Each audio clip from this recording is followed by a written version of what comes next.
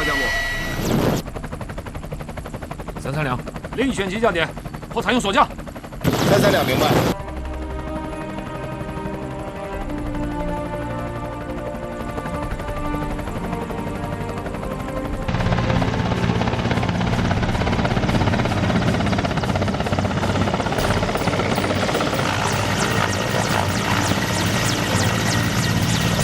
回家，回家！急降是不可能了，用滑降。好的，明白。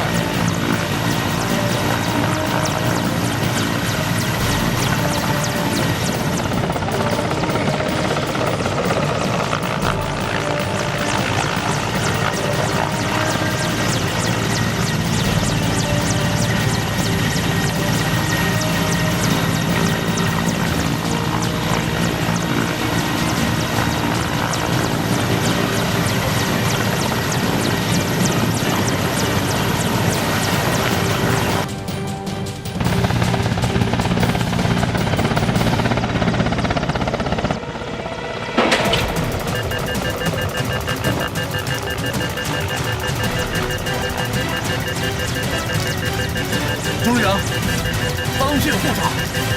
别慌，我来操作，你让他们加快速度，快下，全都下去。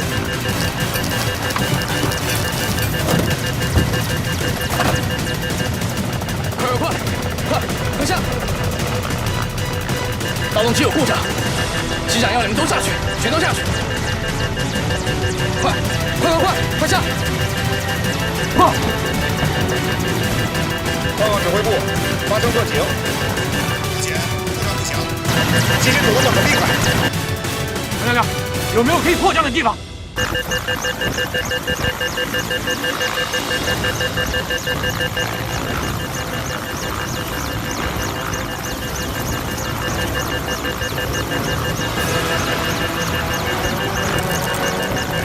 陈连长，快下去！快下！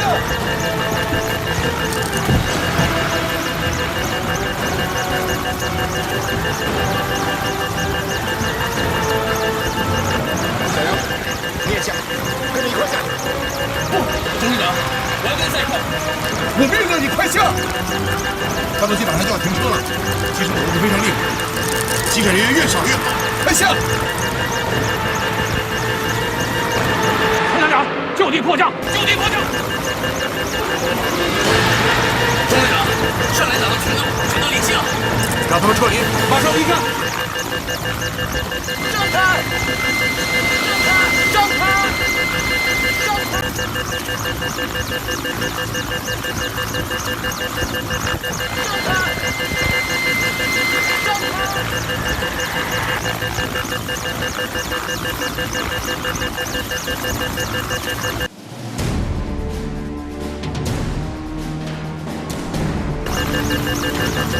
小杨，前面有条水面，我马上跳过去，你往下跳。大鹏，咱俩啊到战术训练场去。第一天地空协同合练，我还真有点不放心。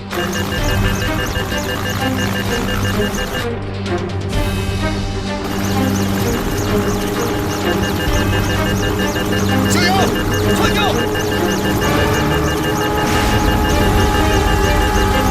快跳！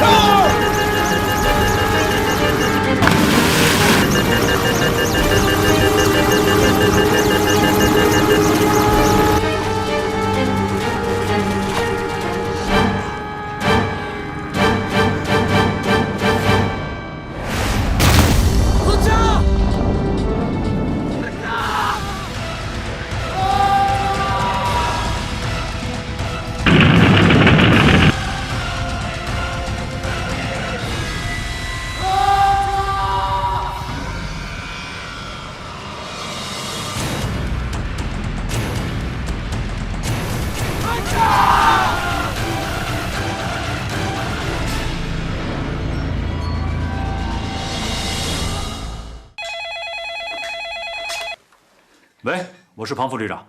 哦，战术训练场。你说什么？一架米1怪摔了？你机上有多少人？有伤亡没有？机长何家牺牲了，副驾驶跳出后受了轻伤。走，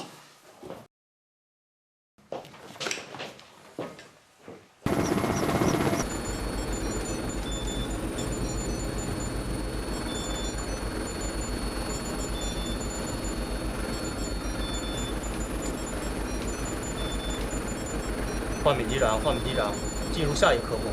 飞3号红线。明白。陆空2000，陆空2000，听到请回答。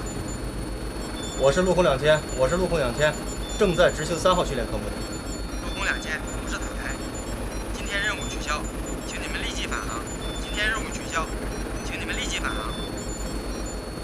陆空2000，明白。万明，刚接到塔台通知，要求我们立即返航。刚飞了一个科目，怎么叫返航了？什么情况？我不太清楚。立即返航吧。是。返航。姐，不会出什么事儿了吧？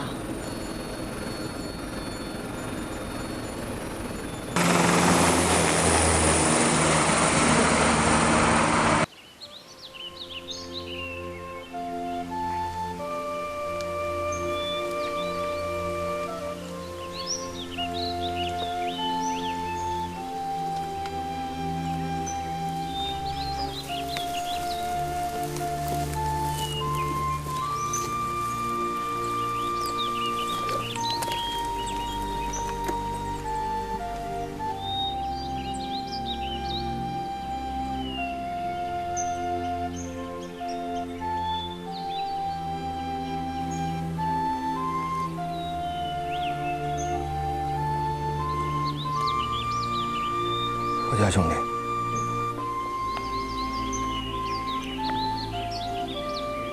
陆军1号的战友们，忘不了你；一营的兄弟们，忘不了你。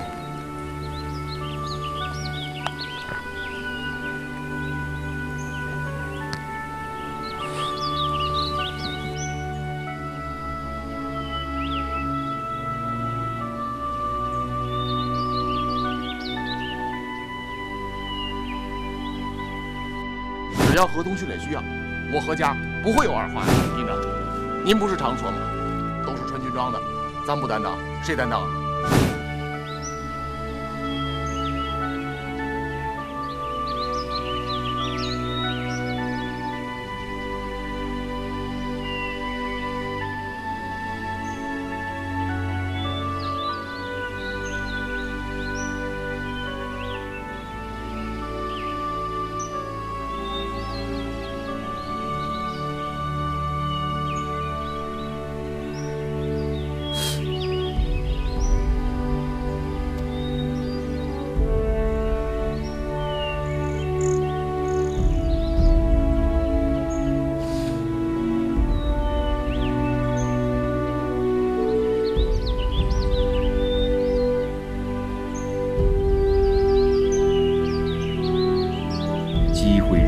重大事故终于发生了。对于处在训练改革风口浪尖上的陆军1号来说，无疑是一次沉重的打击。对江海、李东、袁建行他们正在深入探索的地空一体化训练改革，如同是一场灭顶之灾。风险如此巨大，损失如此惨重，谁都没有料到。是继续探索前行，还是回到原点，墨守成规？考量着陆军1号全体官兵。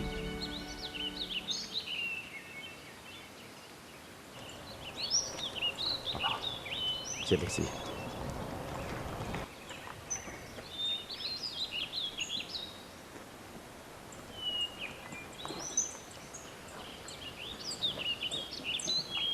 江海，先回去。把事情的经过做一个详细的汇报。走吧。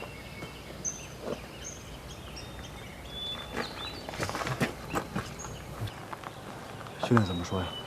要不要取消啊？不，你替我指挥，李东副指挥。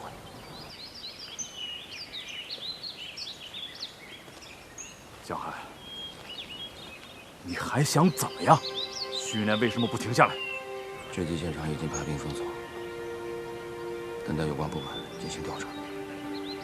受伤的小杨也送医院了，其他方面并没有受到太大影响。训练还可以继续进行。江营长，到现在你还没有认识到事情的严重性。现在是机毁人亡的1级重大事故，你还要继续训练？你想把空中突击旅彻底毁了是吧？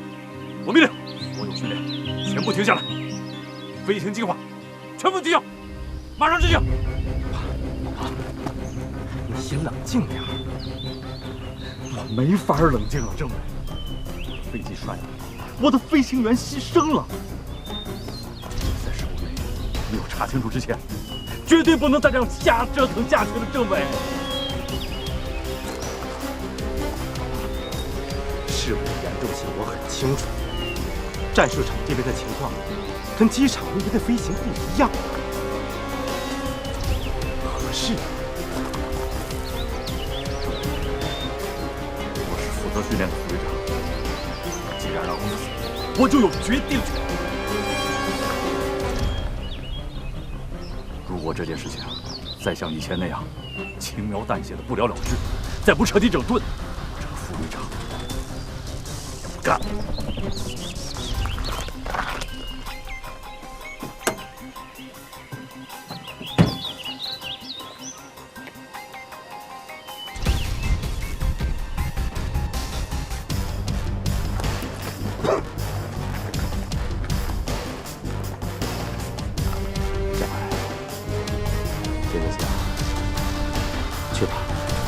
执行庞威副旅长的命令。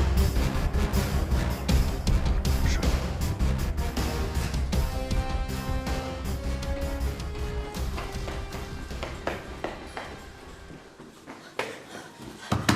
江海，江海，快开门！江海，江海，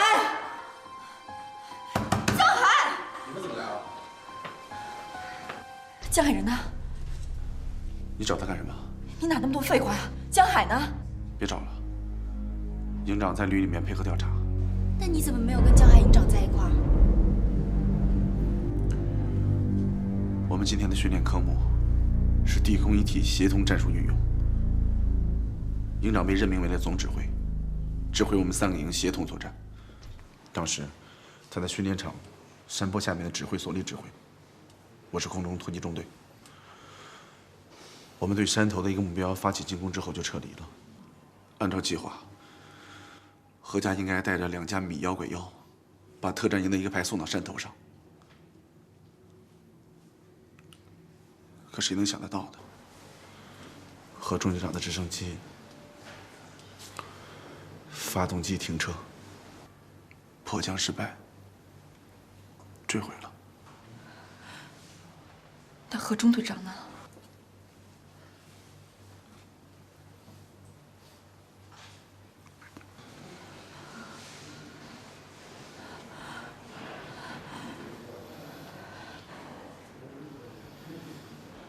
你们呢？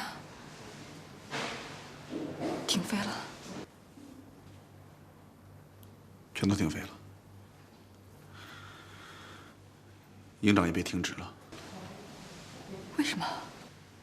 他是这场演练的1线指挥员，负有主要领导和指挥责任。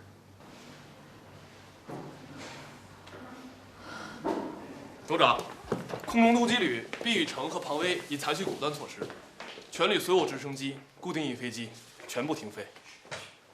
地面的训练计划也暂时叫停，车辆除生活保障用车外，一律停开。旅单位还决定暂停营长江海的工作，等待调查。一营由副营长李东代理。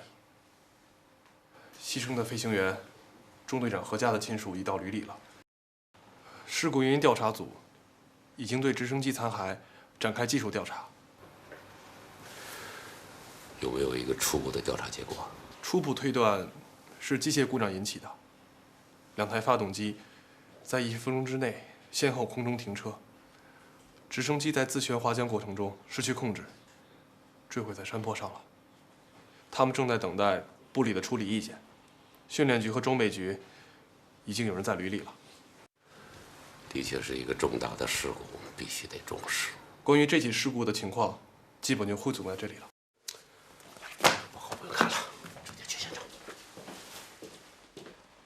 您好，李副营长，我是傅莹。我给江海打电话，他一直都关机。我想问问情况到底怎么样了？大家都在等部领导呢。你放心，嫂子，营长没事的。好。事故发生的过程，刚才已经介绍过了。下面请技术组韩主任给大家汇报直升机坠机原因、最终调查结果。这次我们的调查主要是针对造成本次事故的2个方面进行了调查：一、发动机空中突然停车的真正原因；二、空中停车后的处置是否得当。首先，发动机空中停车的主要原因，经过专家对2台发动机内部的损坏情况分析，认为导致空中停车的主要原因是发动机吸入了大量的沙尘造成的。什么？大量沙尘？我们通过观看现场视频，并对9号山头的沙土进行了取样化验，可以认定，直升机在进入山头机降场准备机降的时候，部分因炸弹爆炸的气浪夹带起来的沙尘在空中弥漫，被直升机发动机吸入，而导致发动机故障。故障发生的过程开始出现在悬停阶段，也就是演习中特种兵在进行锁降的阶段。先是左发停车，后是右发停车。直升机在失去动力的情况下，靠自转下滑，在迫降中失去了控制，机身撞击山坡爆炸。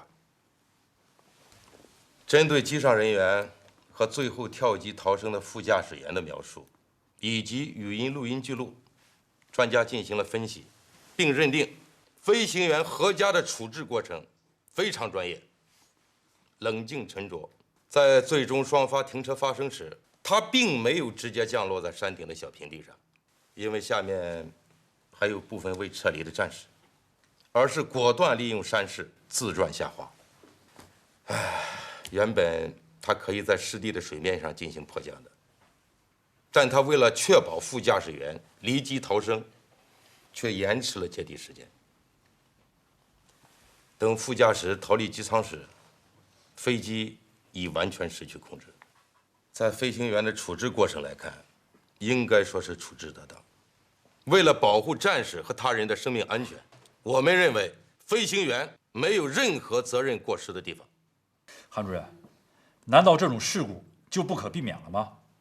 我们也分析了一些客观因素，比如事故发生时，训练场上的风速较小，爆炸引起的烟尘沙粒尚未完全吹散，而直升机就已经进入了机降场，这说明协调动作的衔接上有问题。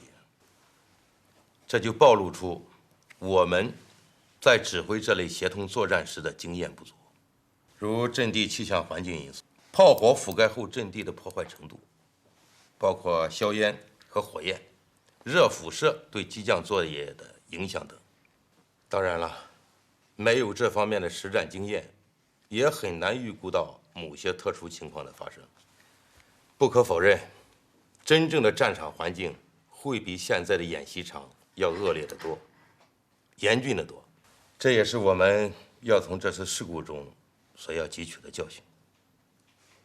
首长，您做指示。先听听大家的意见。好。刚才韩主任把事故的原因做了客观的、科学的分析，事故的过程和原因都已经很清楚了。我们旅的同志，无论在不在训练场上，都是这次事故的参与者和经历者。首长，想听听大家的看法、想法和意见。我是这次训练的直接指挥者，一线指挥员。事故的发生，何家同志的不幸牺牲，我负全部的责任。我愿接受任何处分。我们现在不谈责任，只谈总结经验，谈今后的发展。好，第一次组织地空协同训练，的确是缺乏经验，也缺乏理论指导，完全是凭想象，凭以往参演的经历和经验来指挥。自己对陆地作战的知识了解的太少，对特种兵、炮兵、机械化步兵和地面火力效果，以及不同的地形地貌、推进的过程和速度，也都感知不足，因此导致了指挥上的失误。坐下说。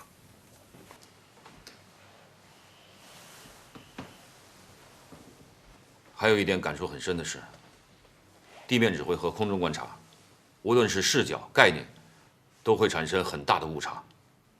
刚才韩主任说的非常好，我们应该从这次教训当中吸取经验。所以我觉得应该加大地空协同训练的强度和密度。作为飞行员，更应该学习地面作战的知识和指挥理论；而作为步兵指挥员，也应该多涉猎空中作战的指挥和协同。否则的话，地空一体化作战永远是句空话。我认为江海营长说的有道理，但不能操之过急。俗话说，没有金刚钻就别揽瓷器活。像这种协同训练，在没有任何经验的情况下，就不要盲目进行嘛。你说该怎么进行？最起码要有一个成熟的训练大纲吧，或请有经验的人来指导嘛。什么经验都没有，上来就干，能不出事吗？空中突击旅，全军仅此一架。现成的训练大纲从何而来？袁营长，我不想跟你抬杠，我只是谈自己的看法。我觉得不实际操练操练，不合在一块磨合磨合，什么模块组合都是瞎掰，不磨不合嘛，磨多了缝对了，一拍就记合了，是这道理吧？首长点头，那我就多说两句。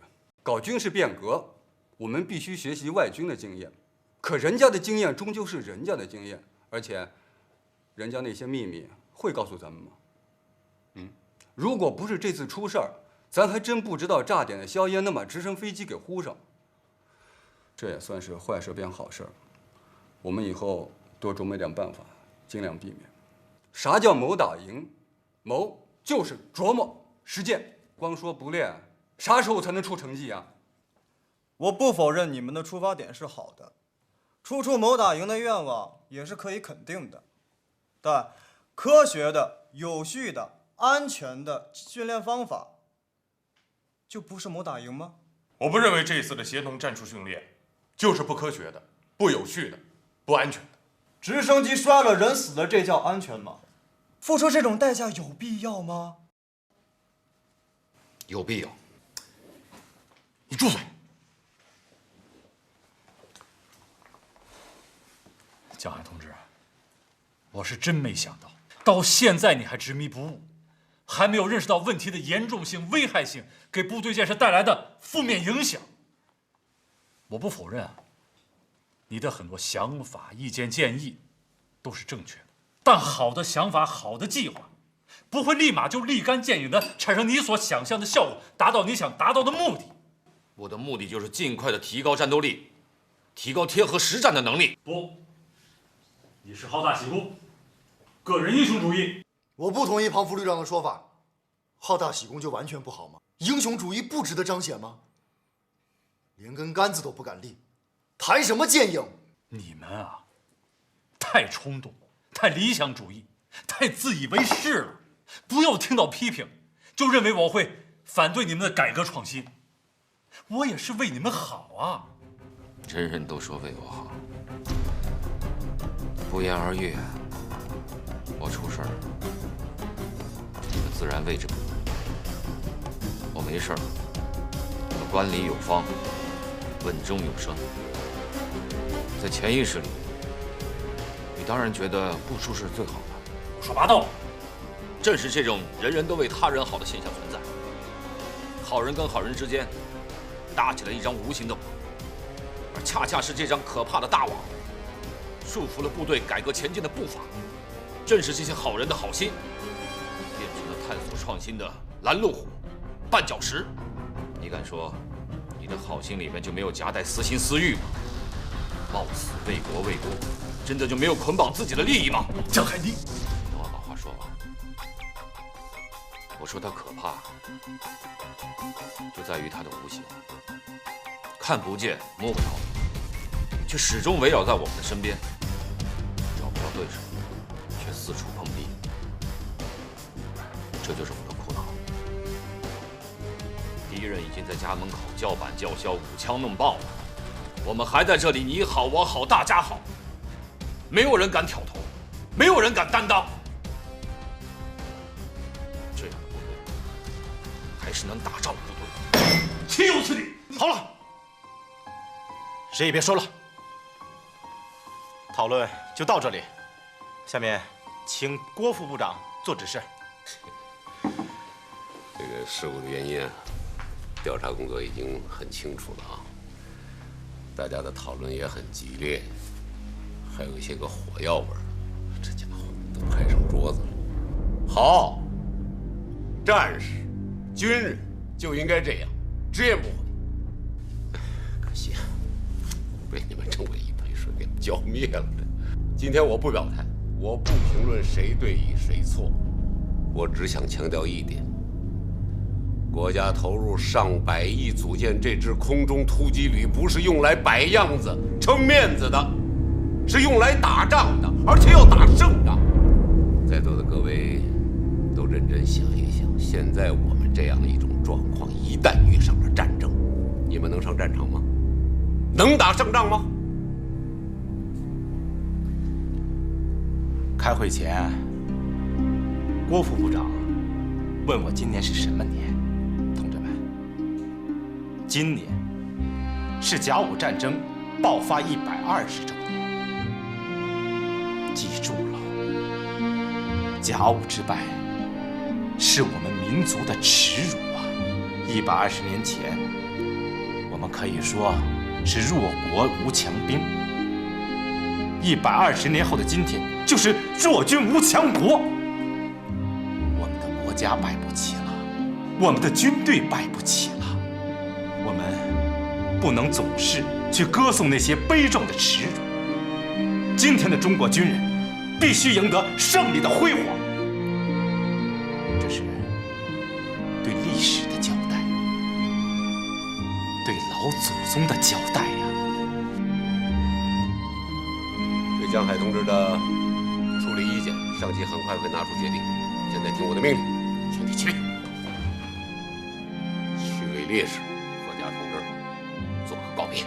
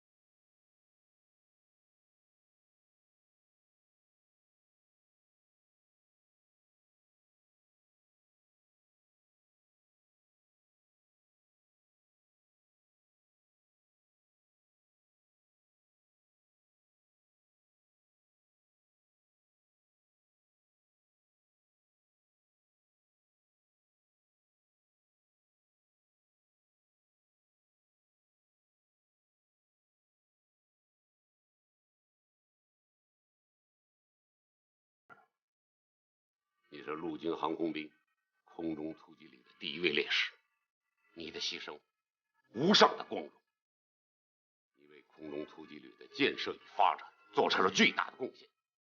你是新军事革命先行者，你的鲜血将永远凝聚在空中突击旅的战旗上。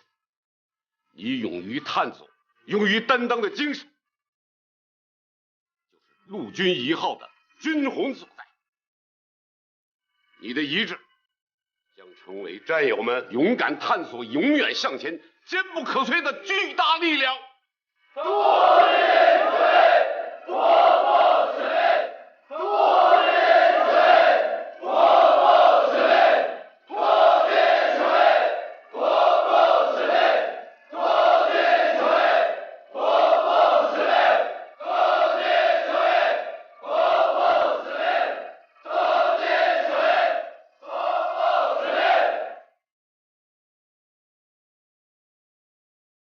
我说啊，咱们这样，还有对这个，把它也相结合，你看咋样？啊，这么改进我还真没想到。说实话，这个想法我也想了好几个晚上了。哎呀，就是不知道飞起来会是怎么样啊！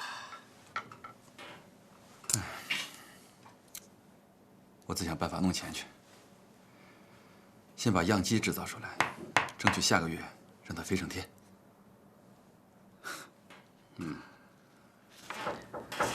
进来，洪生，傅影，这位是陆遥先生，他对你们的设计很感兴趣，想跟你们合作。欢迎欢迎。你好你好，陆先生。你好。你好。这是老薛。这是我的设计所，随便看一看。哎，看看我，这是我新设计出来的。是我也。对，是这儿。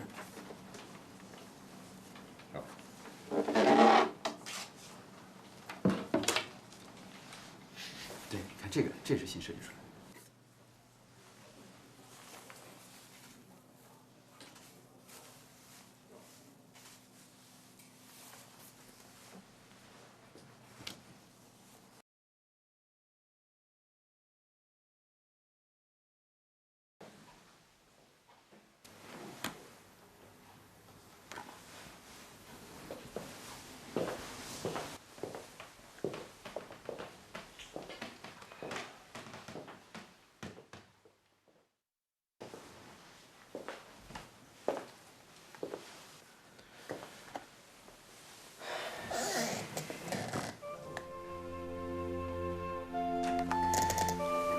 这个通知我就不念了吧，还是你自己看吧。我不是说过了吗？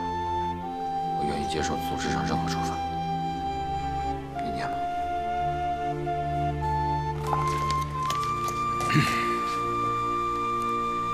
关于对江海同志处分决定，经总部机关政治部办会研究决定，陆军航空兵空中突击旅突击营营长江海同志，因在1020坠机事故中指挥措施不当，造成机毁人亡重大损失，负有不可推卸的责任，决定给予行政记过处分一次，希望该同志认真吸取教训，努力学习，改进作风，不断提高工作和业务水平。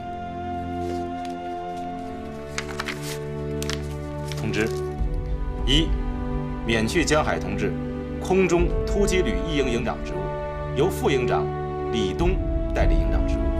二、江海同志调离空中突击旅，于本通知宣布之日起3日内到 D 集团军装甲旅报到，任职命令由 D 集团军装甲旅宣布。刚才说什么？把我调离空中突击旅？没错，政治部通知的。还让我去什么装甲旅报道？一点没错。让我去那儿干什么？听人家招呼呗。开国际玩笑，我是飞行员，难道让我去开坦克？开什么我不知道，你自己看吧。不去。去不去由你。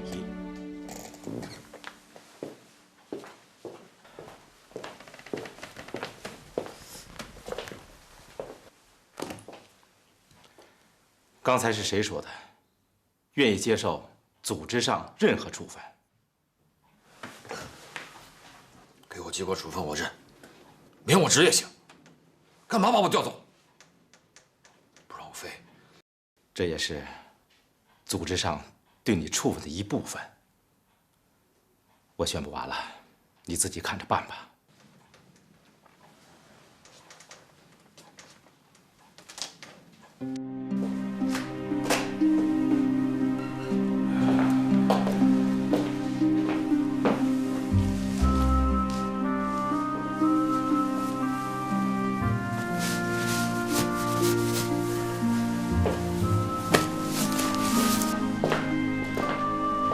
营长，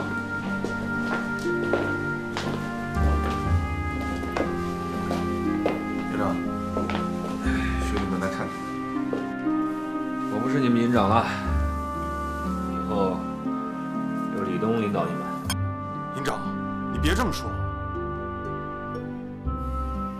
我们准备跟庞副旅长好好谈谈。想让谈什么呀？就他搞的鬼啊！别瞎说，没凭没据。怎么没凭没据了？营长，就在出事那天，就在战术训练场，我听见他跟毕政委说过，说再什么轻描淡写不了了之，他庞副旅长也不干了。这不是在要挟政委吗？就是，为了平衡关系，他只能先牺牲你，把你先处理掉了，就没人跟他抵着干了。不谈这些了。组织上既然决定了，我服从就是了。营长，安排什么职务也没说吗？我副团职，大不了干个参谋长。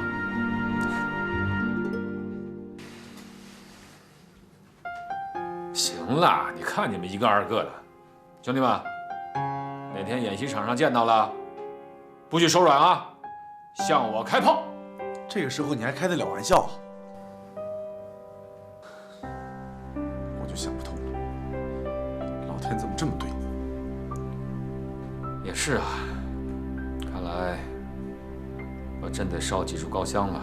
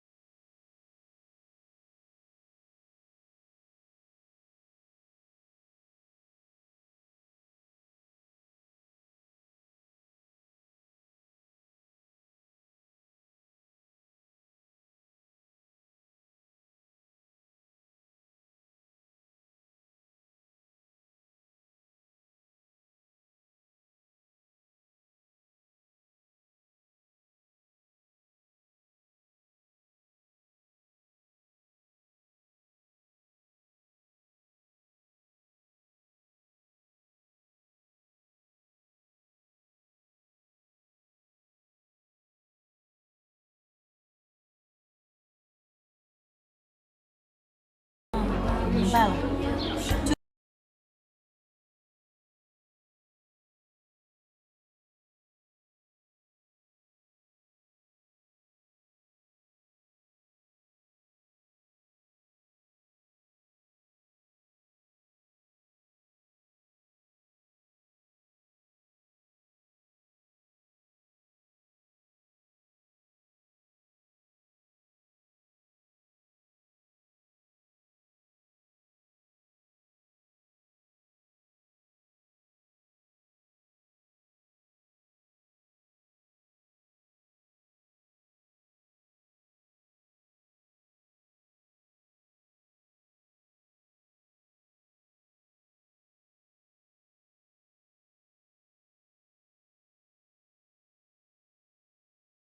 飞得很远，几百公里外的东西都能看得见。可我看了，他那个东西有什么市场价值吗？投资它好像没多大意义。它的真正意义恰恰不是在市场上。这个你就不用管了，你负责联系他就好。走。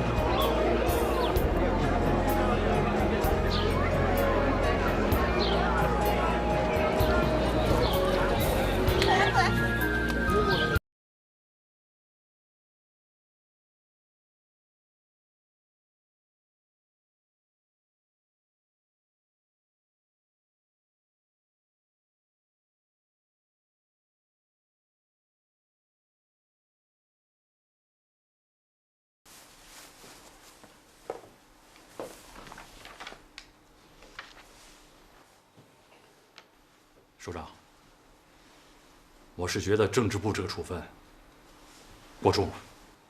重在哪儿了？他在组织协同训练上是有失误，那也只是经验不足的问题。我们谁都没搞过嘛，哪有不出点事的？给他点压力呀，我不反对，但整人整得这么过分，有点让人不服了。说说谁不服？首先我就不服嘛。哎，这不对啊！你不是一直跟他有矛盾吗？这样你就能甩开手脚了？首长，不是这么回事儿。哦，在训练的理念上，我们俩是有很多不同的想法。但就事论事，他们当初搞这个协同训练，我也是同意的，我也有领导的责任嘛。说实话，在这件事情上，江海的错误没那么严重。您这一处分，把他一调走，我倒成罪人了。他们都以为是我把江海给挤走的，这对江海不公平，对我也不公平嘛。说来说去，你找我还是为了保自己。首长，不是这样的。我的意思是，今后我在领导袁建行、李东他们，人家能服气吗？他们没有积极性了，反倒对工作不利。还有就是我一直没想明白，您停飞他个2个月、3个月都行，怎么还把他调出飞行部队了？明年江海就要评特级飞行员了，您这不是毁了他的前途吗？今天火气不小，行了。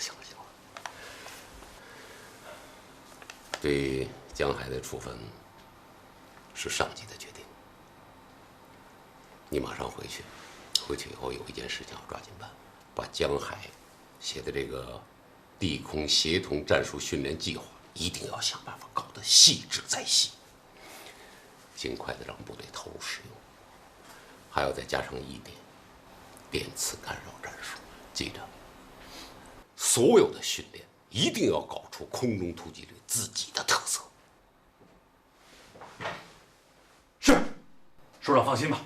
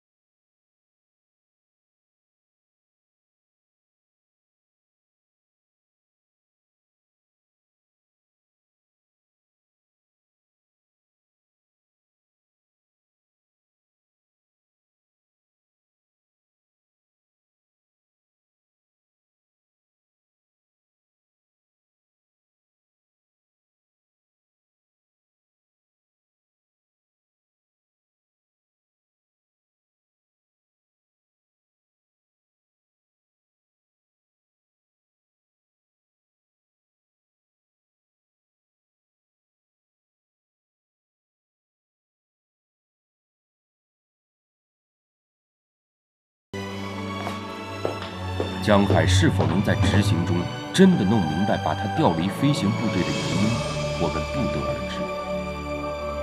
但江海已经意识到，从今往后自己的飞行生涯即将在此画上句号，前途一片雾霾。他想到了副业，做出了最痛苦的抉择，希望一了百了。但命运似乎比江海本人还能折腾，各种荒诞奇葩的事情接踵而来。小李，从西门走吧。从西门走干嘛？东大门一帮人跟那等着呢，待会儿送行的时候哭哭啼啼的，搞得怪难受的。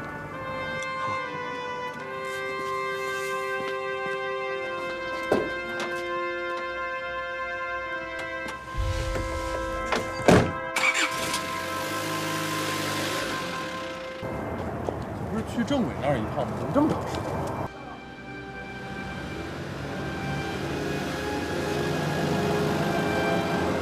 哎，会不会从西门走了？不能吧？他知道我们在这儿等，怎么可能去西门？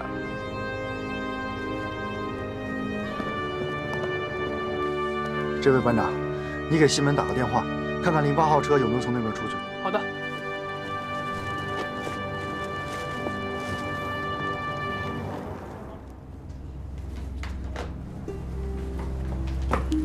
新北岗哨说车刚开走。我说什么来着？我就说吧，他从西门溜了。啊？他为什么要这样？怕你哭呗。我哭啊？对啊，要哭也不是我们家王子哭啊，要哭也是我姐。这一走啊，就不知道能不能回来了。营长，我觉得总有一天你会回来的。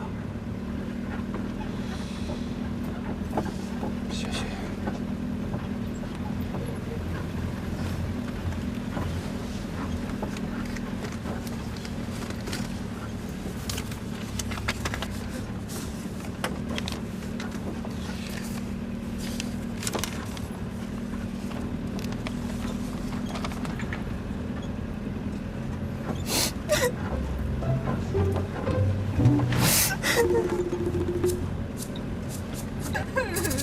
哎，你怎么在车上呢？花姐说她是来送你的。凭什么？他们凭什么要叫你走？行了行了行了行了，别哭了。我就是怕他们哭，我才走了西门。这倒好，要哭我一路啊！我要哭，我就哭。好了，我求你了，我也没死啊。你拿的是什么？给我看看。你还我！给我！你给我！你看什么呀？结婚申请，你不是交上去了吗？骗子！我刚从政委那儿要回来，你快还我！不给，就不给。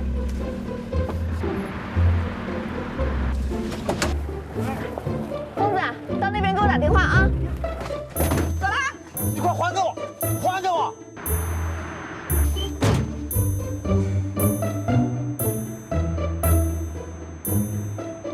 你怎么开的车？他在车上怎么不说一声？不是，花姐说是你让他在车上等你，他要送你去车站。我什么时候说过了？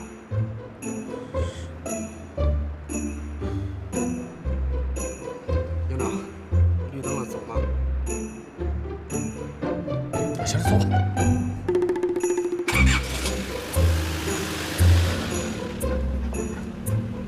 我跟你说啊，这个结婚报告，你去把我要回来啊！我不敢。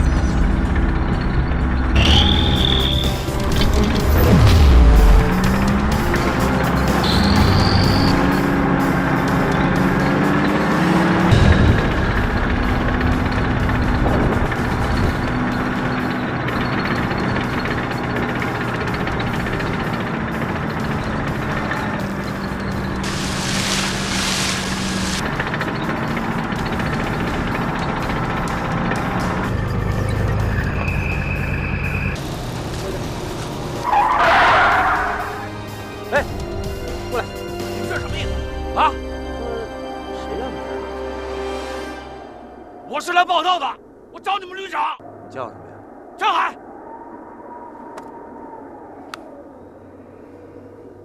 东窑洞，东窑洞。我是东阳。这里有一闲杂人员想要找老马。江海。等等，我通报一声啊。我说你们这是什么部队啊？啊，跟土匪窝似的。我说你这个人怎么那么多废话呀？把他押进来。我是来报道的。好了，上车吧。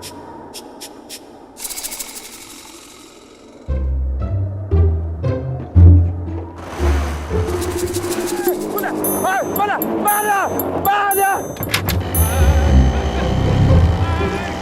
慢点！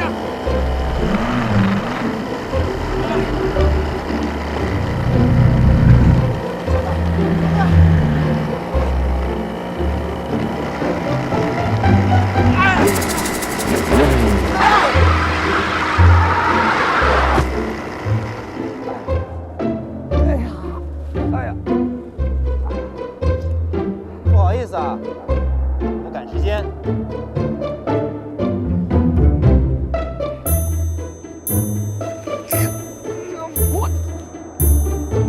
哎呀！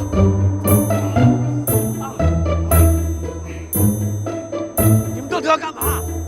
你们领导呢？老板说了，新人呀，要先熟悉一下环境。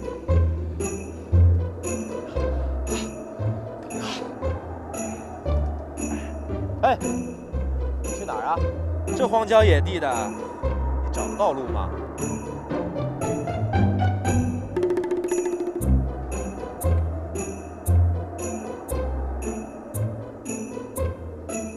我看你坐我的车好像不是很舒服，不然你去坐那个，那个可能比较舒服。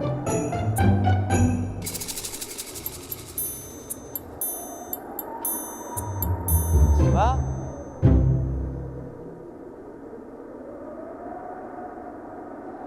进去。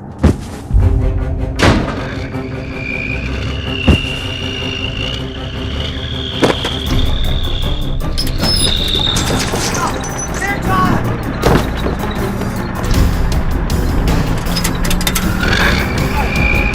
要干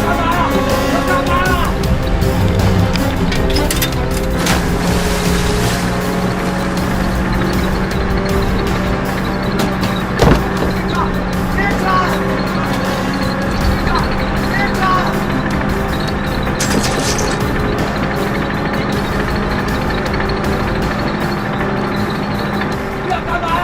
要干嘛呀？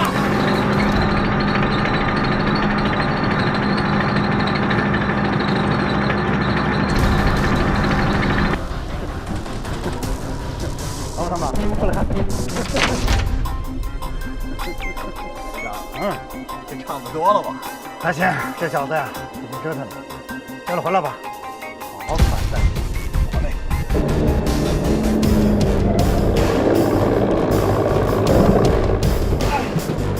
要干嘛呀？要干嘛呀？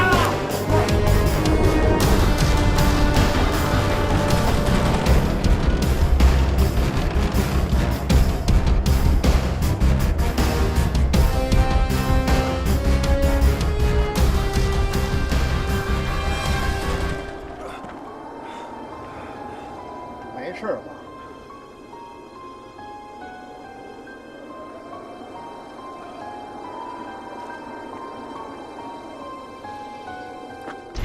我，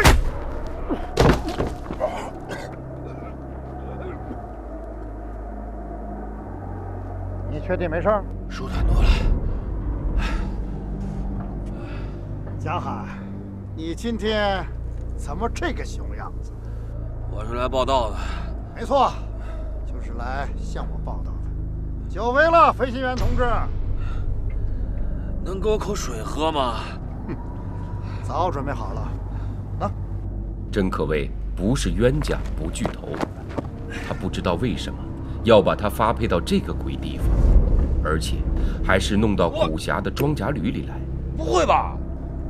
但江海已经意识到，在陆战之王的坦克部队里，他所谓的飞行员的光环早已黯然失色。天之骄子的尊严已经荡然无存，人在矮檐下，怎能不低头？这水也喝饱了，车饮也过足了，下级和上级报道的程序你不会忘记吧？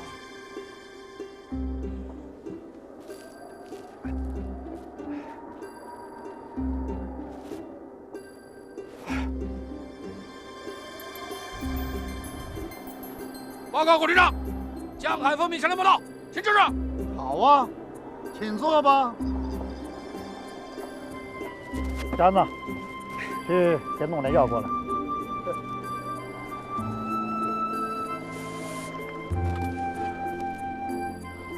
我说，你这地儿可真够难找的。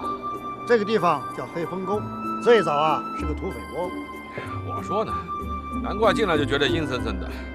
这不光难找，进你的门见你的面也够难的。我看呀，你这就是个土匪窝，你就是个土匪头子。说的不错，装甲兵、坦克兵嘛，天天在地上爬土里狗，浑身上下都是土，你说能不土吗？至于你说我匪，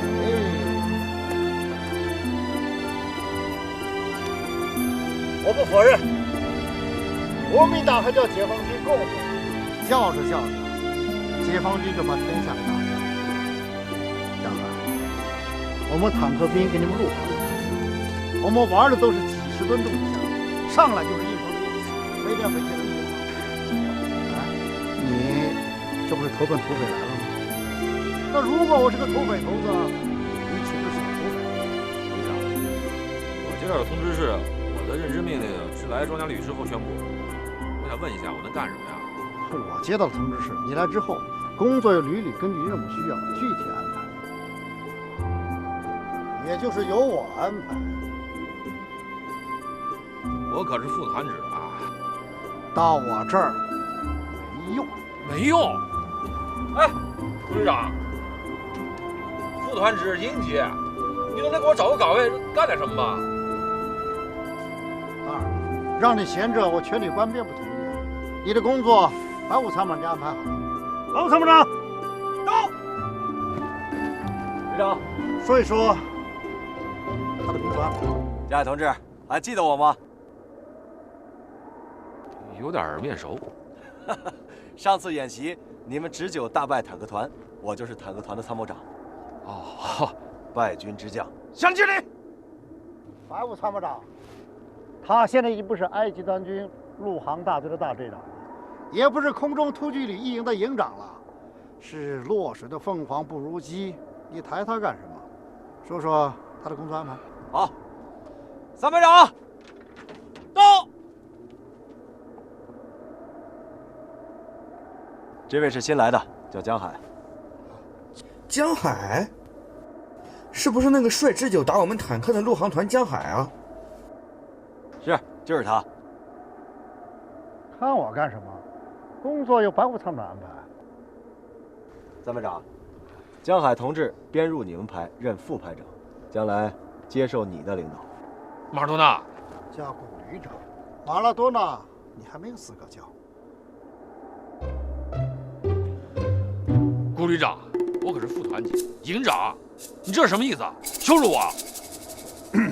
白务参谋长，如果江海不满意的话，我看就去那个什么班？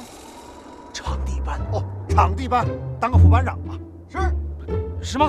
哎，江海同志，来，我给你介绍一下，场地班的工作也是非常重要的。场地班主要是负责咱们训练场方圆50平方公里的日常管理，具体工作如下：1. 整修破损坦克路；2. 驱离未经许可擅自进入本场的老百姓，以及侦破厂区内电线标靶等物资的盗窃案，有采摘、浇灌。我不想当林冲再被发配了，我就在三排长手下干了。好，江海，这你说的啊。三排长，到。江海同志的具体岗位是装甲部战车高射机枪手，具体任务是专打来袭的陆航武装直升机，这个你懂的。江海，工作清楚了吗？清楚了。你看你像个军人的样子吗？清楚了吗？圈住了。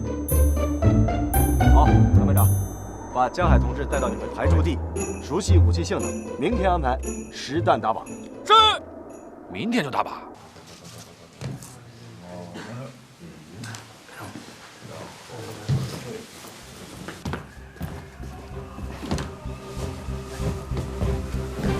大家注意一下啊，黄副旅长来给大家开个会。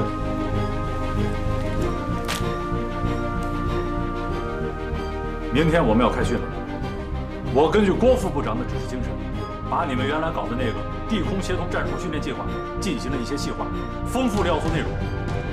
第一阶段，加入情报侦察、预警指挥，太好了！空中预警指挥终于加入了。刘小兵，这跟我小羚羊那么飞吧？对，刘远。 明天参加训练的是我们旅的2名女飞行员，我们可不能掉链子了，丢人丢不起。第一项，电磁干扰分队加入，具体合练的步骤和内容，我在这上面已经写好了，你们先看。训练的要求和原则。 还是按照江营长的要求办。江营长都被你挤兑走了，还说什么按江营长的要求办？邵美华，你这话说的不合逻辑啊！我说的不对吗？邵美华，我们现在是在讨论训练工作，不谈个人恩怨的事。但我要告诉各位的是。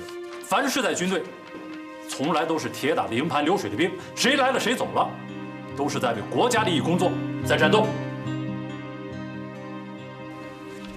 首先，直9侦2架，直10逆架，飞临这片空域，直8空中预警指挥机1架，升空飞向3号空域，2架5支持担任掩护。我的指挥位置在预警指挥机上。旅长，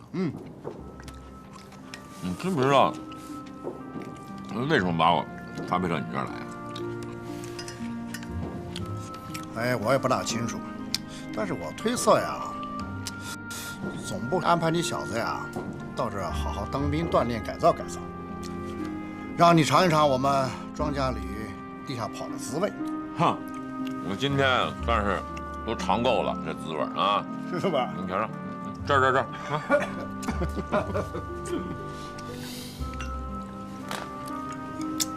哎，江海，你跟我说说，你到底犯了什么错误？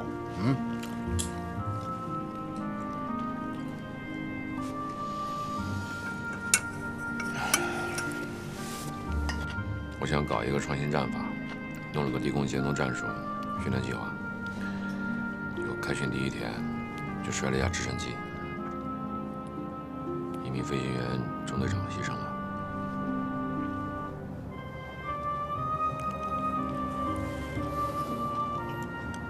该罚。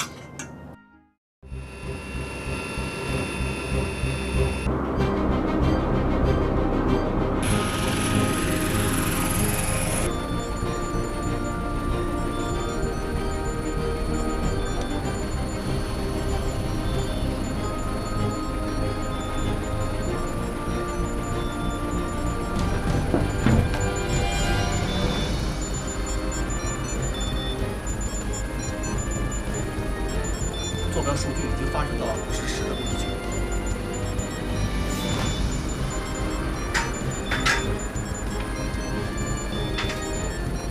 小林啊，我说你怎么还有点怕他？我听我们家王子说呀，副旅长平常可严肃了，一点效果都没有。你看他刚刚一上来绷着脸，看上去还蛮凶的，让人挺紧张的。 没事儿，有姐在。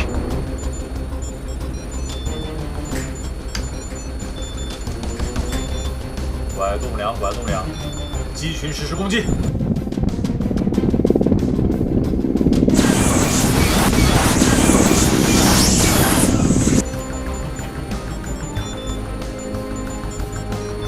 报告副旅长，5个目标全部命中。太棒了！彼此啊！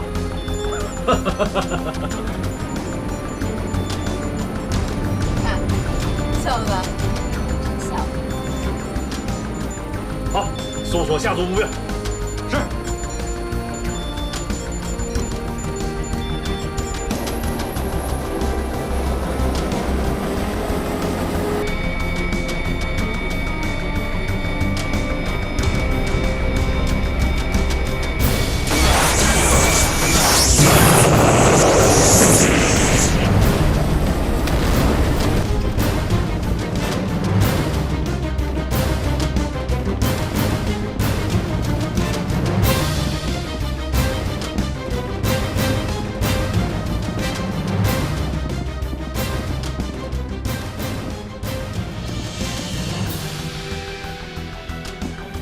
你们把何家的像立在这里，让战士们以先烈为榜样，继承和发扬甘于奉献、付出、牺牲的精神。这个想法很好。我们之所以把它放得这么大，就是希望我们在训练场上任何一个地方都能看到它。我们能够看见它，它也能够看见我们。不仅是对电视台的爱，也是对我的激励。那天我没进训练场，第一眼就能看到何家，我们就会感到身上的责任重大。今天干不好，对不起这位兄弟。政委，昨天我们跑拉练，有个兵跑到一半就断断呼吸了。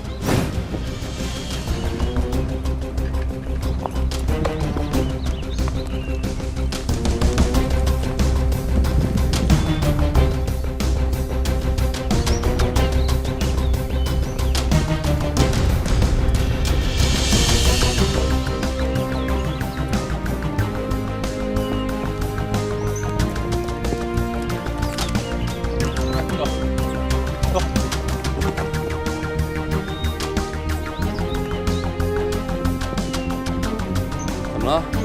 累了？那是为什么呀？别人都在训练，就你一个人在这儿，没劲儿，没劲儿，特没劲儿。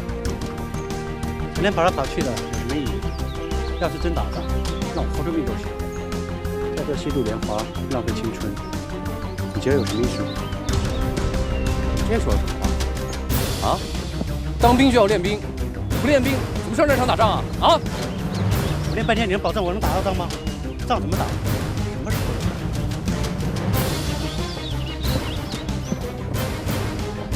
打？黄继光认识吗？听说过。雷锋认不认识？认识。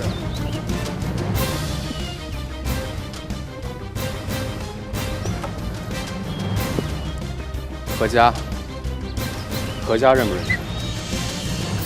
何家我认识。他们是一样的。那你去问问他，问问他的牺牲有没有戏，绝不绝道。